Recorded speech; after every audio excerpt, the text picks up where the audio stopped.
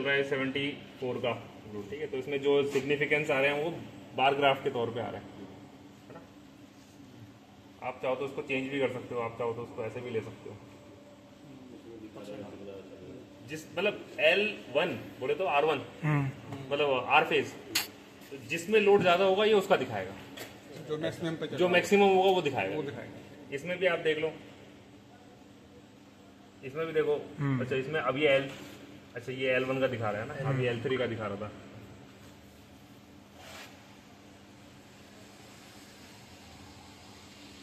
ये देखो, ये गए हम प्रोटेक्शन पे, ठीक है। ये L का मतलब होता है ओवरलोड प्रोटेक्शन। ओवरलोड का मतलब होता है ब्रेकर को हम कितने एम्पियर पे सेट करना चाहते हैं। मान लो ये, अच्छा मान लो ये तो है ही 1000 एम्पियर का, 1000 एम्पियर का ब्रेकर है। तो किसी भी एबीबी के किसी भी ब्रेकर की अगर मैं बात करूं, कोई भी ब्रेकर आगा जिस भी रेटिंग का आप लेते हैं, ठीक है, हम इस ब्रेकर को उसका 40% तक उसको रिड्यूस कर सकते हैं। मतलब ये ब्रेकर 40%, सॉरी इसको मैं इसकी जो सेटिंग्स है वो कम करके इसको 40% कर सकता हूँ। मतलब 1000 एम्पियर का ब्रेकर अगर मैं 40% पे डालूंगा तो वो ब्रेकर 400 एम्पियर का हो जाएगा, ठीक है। मोटा मोटी हिसाब है 400, मतलब मैंने इस ब्रेकर को 60% कम कर दिया रेटिंग से और 40% पे सेट कर दिया, ठीक है। अब देखते हैं इसमें सेटिंग कितनी डली हुई है। इसमें डली हुई है साहब 0.7, मतलब 700 एम्पियर का। मतलब अभी ये ब्रेकर जो है 700 एम्पियर के ब्रेकर की तरह काम करेगा, ना कि 1000 एम्पियर की तरह।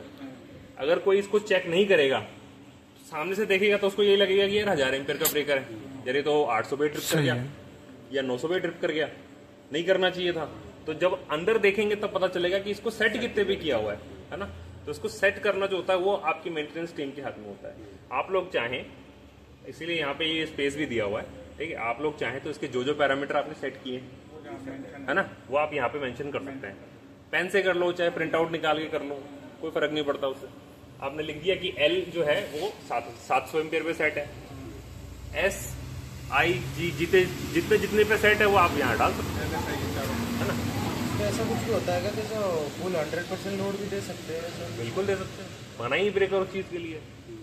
ये ब्रेकर बना ही 1000 एम्पियर के लिए है, आप बिल्कुल दे सकते हो उसको 1000 एम्पियर का, ठीक है। पर 1000 से ऊपर ऑब्वियसली जाएगा तो फिर वो ट्रिप करेगा, ठीक है। तो ये तो बात हो गई L की।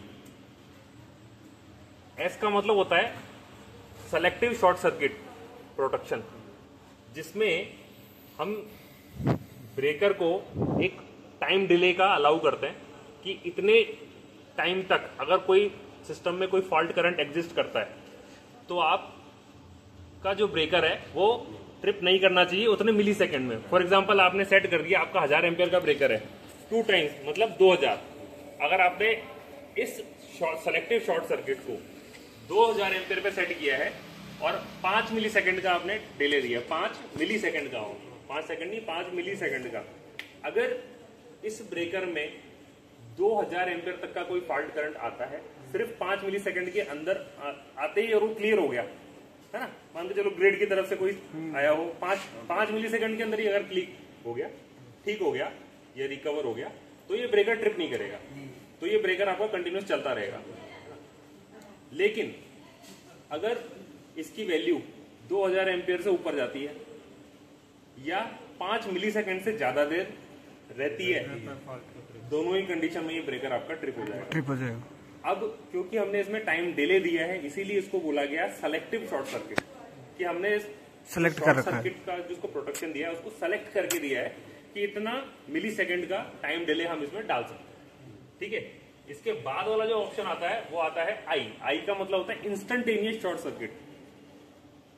जैसा कि इसके नाम से ही क्लियर है कि यहाँ पर टाइम डिले नहीं देंगे। यहाँ पर जो भी हमने वैल्यू सेट की है ब्रेकर का, जो भी फॉल्ट करंट का जो भी थ्रेशोल्ड वैल्यू है, जैसे ही उसको टच करेगा ब्रेकर तुरंत ट्रिप हो जाएगा, वेट नहीं करेगा वो, है ना। तो दोनों में डिफरेंस क्या है, सेलेक्टिव में हम टाइम डिले दे सकते हैं, इसीलिए उसका नाम है सेलेक्टिव।